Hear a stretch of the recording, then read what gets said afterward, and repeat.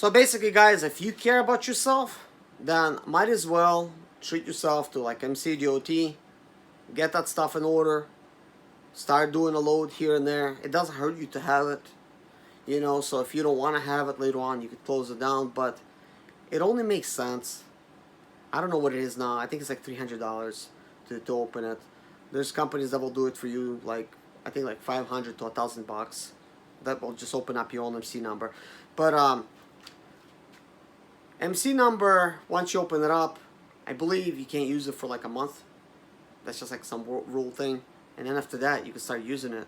But it doesn't really matter. There is many times that I wanted to open up my own MC. I've talked about it. I thought it was my dream, because before getting this property that I got, I really didn't see any other opportunity for me. I kind of thought that expediting is the way to go. I was renting, and if I would still be renting, then yeah, I would be opening up my own expedite company, and I would have to become like everybody else. I mean, I don't want to be being stepped on. You know, might as well. I'm gonna be the one that's calling the shots rather than somebody else calling the shots.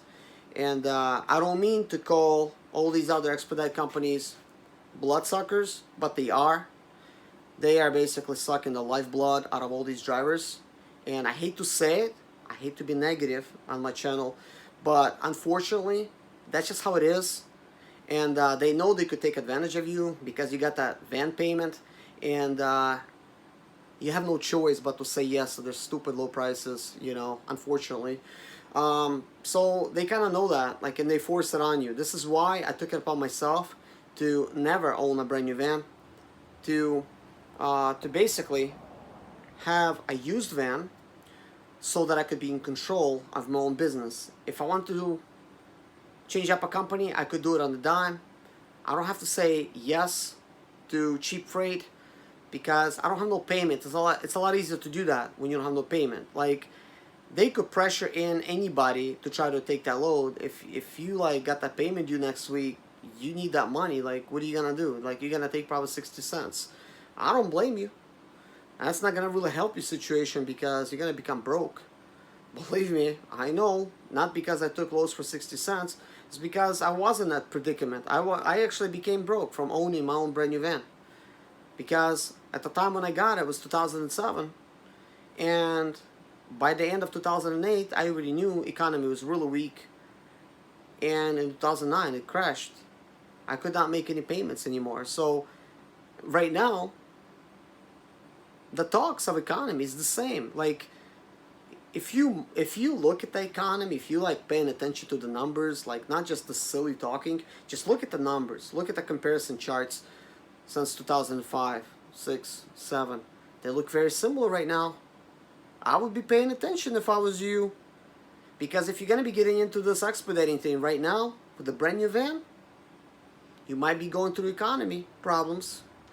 If you have money problems right now, like you can't pay cash for it, like if you needed to, then I would not advise you to get a brand new one, because chances are what happens after right and in half a year or in like another like 9 months, economy crashes, you're gonna be in deep trouble. Right now there was more announcements of factories laying off workers at car companies, basically like factory employees. So how is that gonna impact our loads? It's probably gonna be a lot less of them.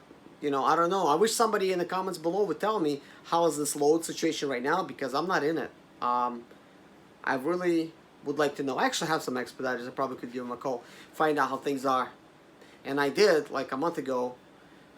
All I heard was like it's just worse than it was. Cheaper freight.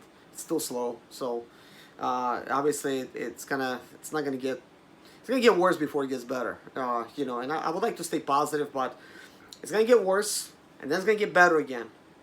After it gets worse, it might take a year, year and a half for it to improve again. Because what's gonna happen is it's gonna weed out all the people that are weak in a financial stance. There's plenty of you guys out there that are completely weak with your situation. One missed paycheck, you might be late on that sprinter payment or that vent payment or maybe your rent or whatever, and then guess what? You're gonna be broke. and I don't know what you're gonna do. You might have to return to like local jobs and try that market out. But things are not really looking good right now on the economy side. Actually, things are looking great. Look at the economy. Like, listen, believe all the talks and stuff. Things are looking great. They're really looking up. Except they're not. It's just all kind of like fake numbers. It's the same stuff that was going on back in 2006, 2007. It's just great. Keep investing, you know. Keep putting money into the stock market, you know, until it crashes again. And then, guess what? The people with the money, they're going to like just buy it up again. Become just like even more rich. So, you know, I would not follow like the general crowd. Like when everybody's thinking that it's really good, try to maybe look the other way, because if the majority of people are going over there, the 1% they're not gonna go there. 1% are gonna be like wait, like, you know, they're gonna wait. They're gonna wait till it crashes, and then they're gonna start buying stuff up, and they're gonna become really really rich, you know, over and over. You know, each time the cycle happens, it's just it happens all over and over and over. But anyways, I just kind of, you know, wanted to kind of like you know, say that. But I don't mean for this video to be long, but apparently some of my long videos, they actually do pretty well. But I am serious, guys, about this Expedite stuff. I do want you to get paid what you're worth, and I am serious about people actually getting paid for sleeping in their vans, because you don't get to go home, because the labor laws kind of say that, you know, you should be getting paid overtime, you know. So if you're working, you're still in the van, like you're still working if you're sleeping, so you should be getting compensated for that time. So with drivers that drives for themselves, like older operators, that's probably not gonna happen, because guess what? They look at us as contractors. But I think what's going on is these logistical companies, they're forgetting that we're contractors. They're trying to like boss us around. Guys, you just gotta have to stand up for yourself. I mean, don't cuss them out and stuff. Be nice about it. But it's your business. It is your business. You're the one that's in it. You're the ones that's doing all the finances. They're not doing any finances. The finance. He's sitting in his boxers, giving you a load, you know. And that's just kind of like, you might think I'm trying to be funny, guys. That's actually the way it is. They're sitting in boxes. Seriously, boxers. They're in their nightgown, you know. Believe me, I've seen it. I've seen it. I've been in it way too long. I've worked for companies that work out of their own home. I know how it is. And, you know, it's better to work for those companies that's working out of their home. I mean, they work really hard, but truth of the matter is, you're the ones that's out there taking the responsibility, taking all the costs, everything. I think at the very minimum, the insurance responsibility for somebody that having you run under their authority, they should take that insurance responsibility. They have to. I don't know how, like, I don't know what the law is for that, but I'm pretty sure the law is stating that that's what they should be doing. I'm pretty sure, because otherwise it's like not right. Like, why would you get an MC number if you're like not even responsible for it? You're getting somebody else to be responsible for it. And then these companies are always constantly monitoring your insurance company. Why do you think they want you to put them as a certificate holder? You know, they're having you put them as a certificate holder. Why? It's because it lets them off the hook. That's why. I just figured it out for you guys, because that is exactly why. If you're not going to put them as a certificate holder, they're not going to let you work for them, because that means you're working with them with your own insurance company, and they have like no control over your insurance. And also, when you put them as a certificate holder, anytime you change your policy or that policy needs to renew, it is basically they're going to be notified as a certificate holder that what is going on. But all these companies became so accustomed to, oh yeah, you need a certificate holder, yeah, we're going to send it off. You know, it's like a norm, because insurance companies, they're making money off that stuff. But guess what, guys? There's another point that I want to make. If these logistical companies by themselves would have bought insurance for their employees, their contractors, they would have got the buying power to buy cheaper. So this means they would have ended up saving the drivers a lot of money for insurance. I think you should have basic insurance, whatever your like full coverage or liability, whatever you want to have on your policy.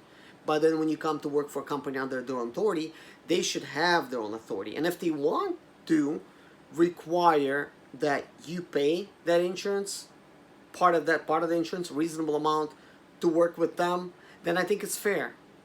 But because you don't have the buying power, guess what? You're paying a lot more. That's what I wanted to kind of get out there, guys. Unfortunately, I get sometimes these things to the end, and I didn't have any sleep, guys. So don't think I just got up.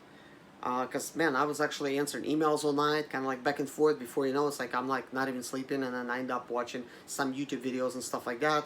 So hopefully when you're watching this, you're driving or something. Yeah, you're probably gonna be like laughing at me. That's like I'm becoming like really wild in this video and just calling, you know, people a bunch of names. You really don't see that on my channel, but guys, that's like not even me being pissed off. If I'm getting pissed off, you're gonna see a lot worse. This is nothing. This is just kind of like, you know, this needs to happen. This needs to be heard because, you know, the drivers are suffering, and nothing's gonna be done about it until somebody gets sued, or somebody is going to be at the breaking point where they're going to like strike or something, or they're going to like end up quitting. And that's probably all that's been happening, really. Most drivers, they get into this industry thinking like, wow, it's so easy to get into expediting. Here I am, I'm just going to start like working on this van. Like, it's just so easy. I get a license and start getting loaded. It's not that easy. If you don't do it right, in 2 years you're going to be broke, and you're going to be out of the business, replaced by somebody else. And these companies, they know that. So there's constant new supply of people. I mean, imagine every year somebody's turning 18, somebody's turning 19, somebody's turning 20, somebody's buying their first van thinking this expedite thing is gonna be the next greatest thing. So they're gonna go out there, they're gonna give it a try. They might like it, they might not. So they're constantly gonna sell these vans at expensive prices. And then the DOT subject matter, the particulate filters, the EGRs, the DEFs, that's like another subject matter too. Like, we are having to pay for the EPA stuff that they trying to like clean up their, you know, like environment and stuff. If we buy like the diesel and stuff, like that's like another thing that's being pushed on us. But there's gonna be something that I'm gonna say. Now, vehicles that are under a certain amount of pounds, I believe sprinters qualify. I don't know what the exact number is. You might need to check in too. They don't actually have to have the DEF now. Maybe not in all states, but in some states they don't have to have it. So that means you could actually legally get rid of it, technically, if you don't have to have it for the certain weight of the vehicle. I don't know what that weight limit is. I did hear it from somebody. It's kind of like a recent news. So I'm going to look into it some more, you know, and then just give you guys an update on that. But that DEF thing is like completely not right. Like the Ford vehicle, for instance, like the Ford Transit, if the DEF fails, it's $5,000 repair. If they don't fix them, they always replace them. Then the Mercedes is like $7,000 to maybe it's $5,000. I mean, but I've heard $7,000. Okay, and that stuff fails every single year. So it's like with a Ford, $100,000, it easily fails. Especially if you live like in a northern type of you know, like weather over there. So it impacts you a lot more. Plus, the diesels, they don't last as much for local type of driving. They like long distance a little bit better. But gasoline engines, they're getting a lot more better nowadays. I think if I had to kind of like do it all over, especially with these, like if I had to go like into a new van, right, I would probably go into the gasoline one, because there's like no regular, like, there's nothing extra over there. You know, you just have to take care of your engine, your transmission, just the old school stuff, which is already big enough. Like, it's already big of a problem. Like, and you have to worry about all the other stuff. And then plus those engines now, they don't last as long because of those systems, because I don't think they fully been tested, but they kind of don't care, because we, like poor drivers, have to pay for it. Like, guys, as long as I've been an expediter, man, there's hardly been anybody that I've met in expediting that actually was pretty wealthy, man. Everybody's broke that I've met. There's, for the exception of few people that actually had it kind of made. They bought their own homes, like me. There's one guy that bought a more expensive home than me, but he was really big saver. He had some other things that was going for him, but he was like 55 by the time he did it, with 3 bankruptcies, until he reached his success of getting his own home. So at times he would be talking to me, he would forget that I'm like not 55, and he would be like, oh yeah, me and you, we're old now. I'm like, what are you talking about? I'm old. I was like at the time like 34 years old. I'm like, I got a house too, you know. I'm not even thinking about it. It's like it's a big deal. But I do think it is a big deal in terms of getting your freedom back. Start really thinking about what you're gonna do, because guys, for me, I have lots of options now. There's options that I have now that I didn't think I even had because I did this. It really opened up my eyes. But if I would still be in apartments, I would not be probably even having this YouTube channel. I'm telling you guys, stuff happens for a reason. Most likely I would not have it. And here's why. What apartments do you know that even lets you have a Sprinter? I had two, and my apartments was trying to tell me to put that one somewhere else. So I was still keeping it because I was just getting ready to buy another place, and I had a Sprinter. Sprinter is a spare, running Sprinter, not a broken Sprinter. They're not gonna let you have any broken Sprinter. So that means I could not have like a part Sprinter. That means that I would constantly still get breakdowns, fixing it somewhere on the road, just trying to kind of get it done quickly. I would not be making any videos because this video idea, it came to me when I bought the place because I started like accumulating Sprinters. I needed to take something apart. I decided to share it with the world because I thought, why isn't nobody else doing this? Now it's like, man, I don't even know like what would I do without this YouTube channel. I actually enjoy having a YouTube channel, and I enjoy sharing this stuff with you guys. We're gonna do a lot of cool stuff on this channel.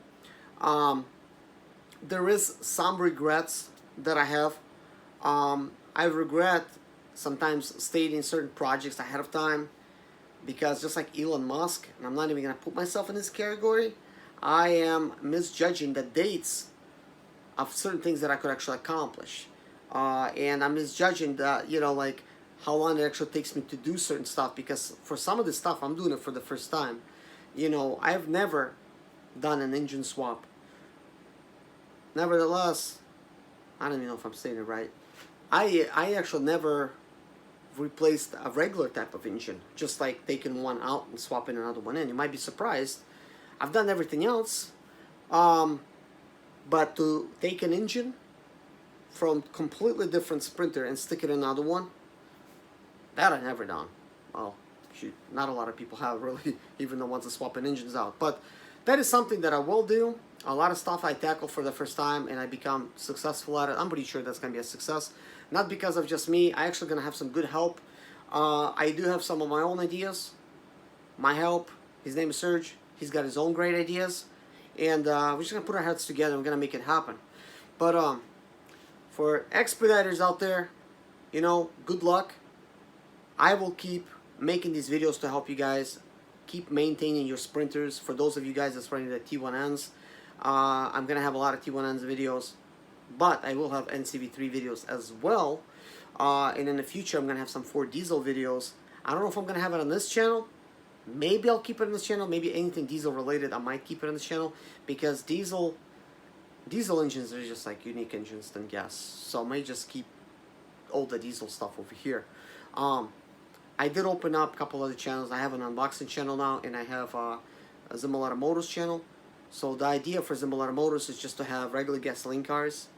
Right now, there's a lot. Nissan is dominating on that channel. Nissan and Infinities.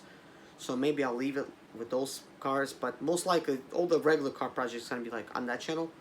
I am thinking about opening up a side expediting type of channel. Maybe.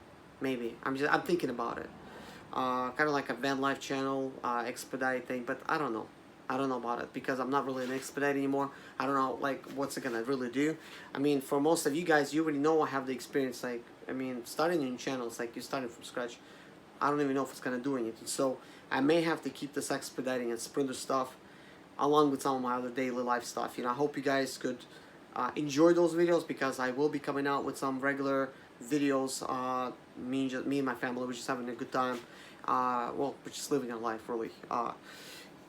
Just not to miss any days, because I don't like to miss any upload dates. You know, this is actually a surprise video for me that I actually made. I think it's a long overdue video, but I was so glad to see the news that finally these big companies, they're gonna have to pay their drivers for sleeping in their vans.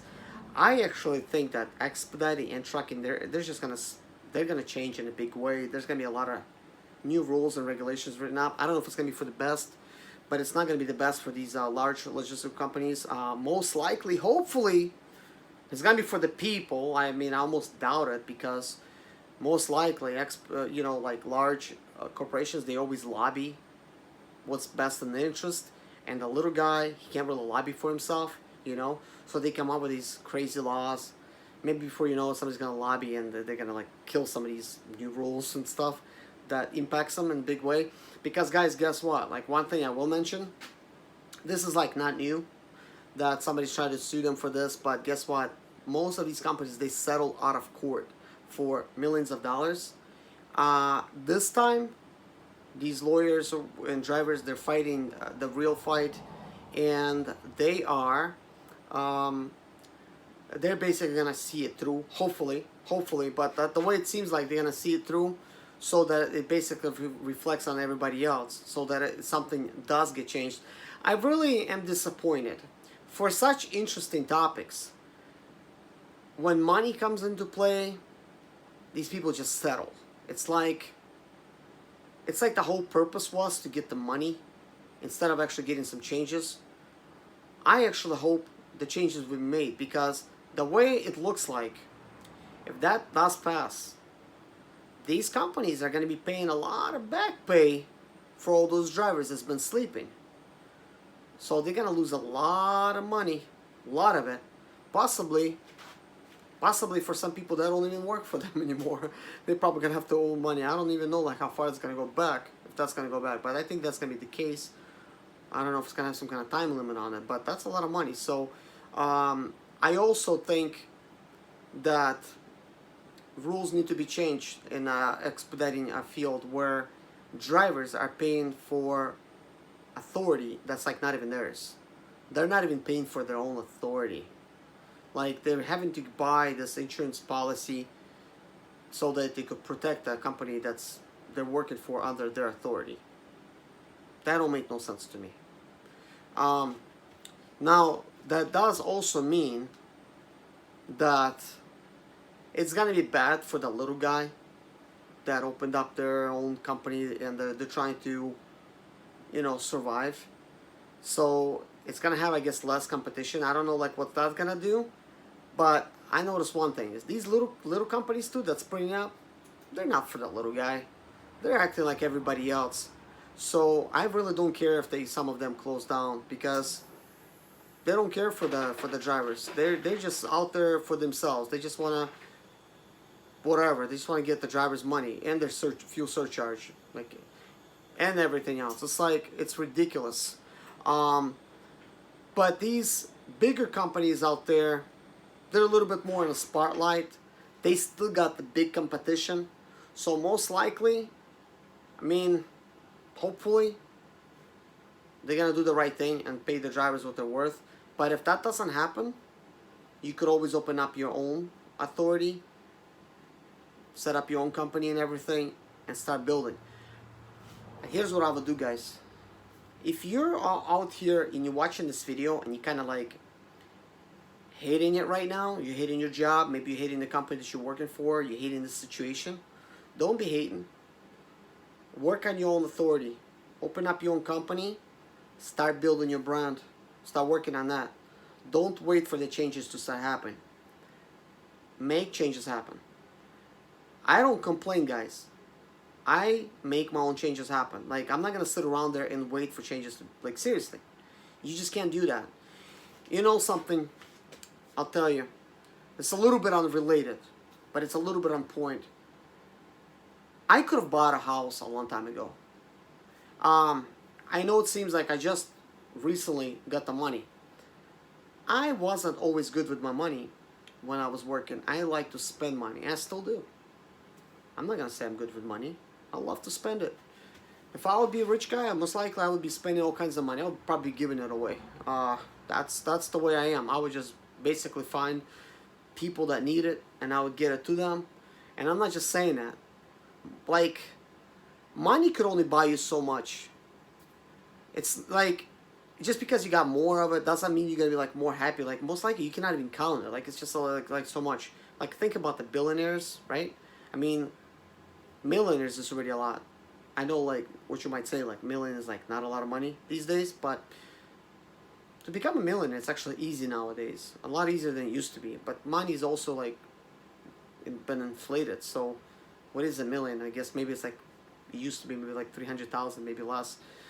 Who's counting, right? I'm not. But here's what I wanted to say.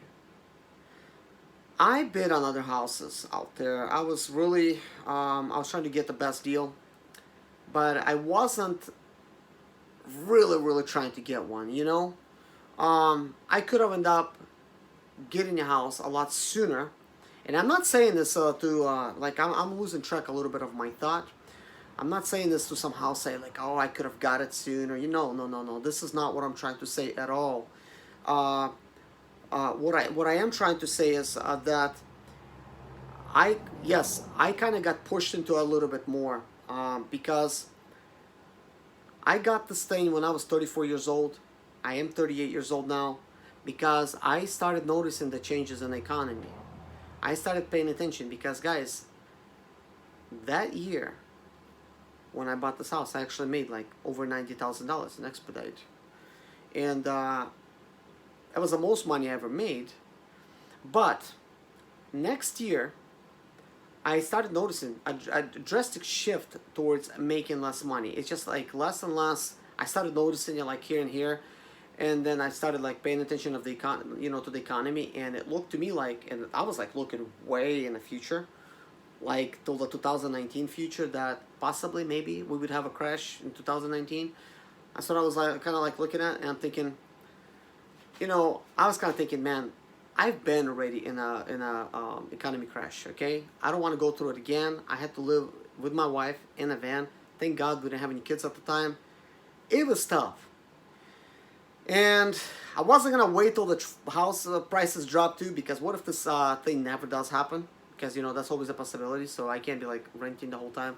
But I decided that I didn't want to really wait till that happens, but I didn't want to like not have a home when this thing crashed. And I didn't want to have a home that I was still paying for. So that's why I was like not even buying a home like for like a mortgage. I wanted to pay cash for one. I didn't care like what kind of shape it was. As long as I own my own piece of property, that would be okay with me. Gosh, like it was like so hard to get out of my head, guys. But I didn't have any sleep. I didn't have any coffee. So I'm not as fast on my thought. You might notice. I'm not really noticing except like when I'm like forgetting stuff. But I think it's important sometimes to rush into something. Like when you're thinking something's gonna happen, it actually might force you to think outside the box a little bit more, to actually get there a little bit faster. Because if I didn't think economy was gonna crash, I wouldn't be really thinking about buying a house. Like seriously, I would not be thinking. I'm just like a regular Joe. I would just think, okay, this is gonna go on forever. I'm just gonna keep driving here. Everything's good. Everything's okay. Most likely, if I didn't know about like economy crashes and stuff, if I didn't go through it, most likely I would just buy a mortgage, get a mortgage. I've thought about that. I mean, like thinking like, why not? It's like so normal. Everybody's doing it. But I kind of thought, you know what? I've seen a lot of people lose their homes. A lot of friends of mine lost their homes in the economy crash. Some of them, man, like they were doing way better than I was. I was an Expedite, and they wasn't. They were doing their own thing. They had these nice homes. They lost them.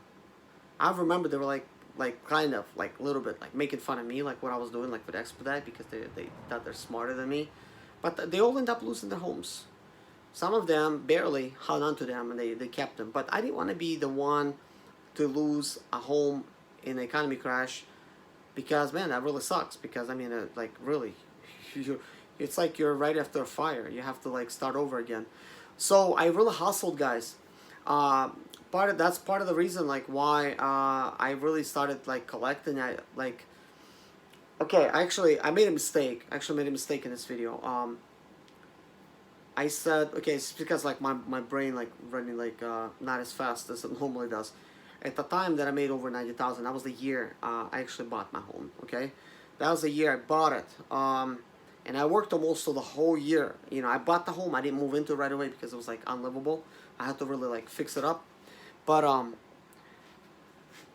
prior year to me buying it, when I was 33 years old, that was a slowdown. That's when I noticed the slowdown started happening already for like a couple years. It started happening. I noticed it started happening in 2013, 2014. Yeah, and I guess about it like 2014. Yeah. Okay, maybe 2015. Yeah, 2015 is when I bought it. So I noticed there was already like, you know, like economy was like, well, I mean the job market like for Expedite, it was like not as good.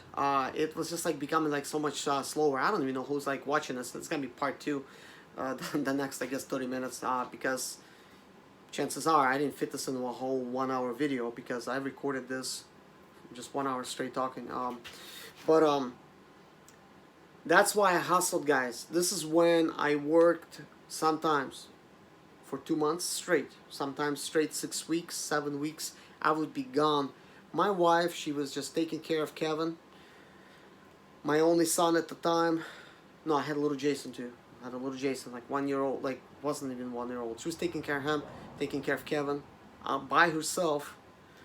And I was over there hustling, guys. I was like doing any loads that I could possibly do so that I could make all the money that I can. And that's why that year I made a little bit over 90,000. That was the result, okay? Because I completely screwed it up, and I'm sorry, and I don't even want to edit that portion out because you get what you get. Like, you know, if I say it, like, I don't care if I made a mistake, but I try to correct myself. I'm not always going to be right on stuff, but I don't claim to be.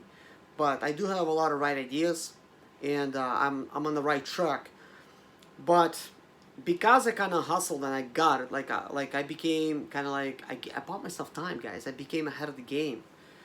And then when I bought it, like, my dreams, they started changing, like, little by little. Like, I started kind of like fighting with myself. And I'll talk to that in part 3 because, man, like, this video is dragging on. I could already tell. So, see you guys in part 3.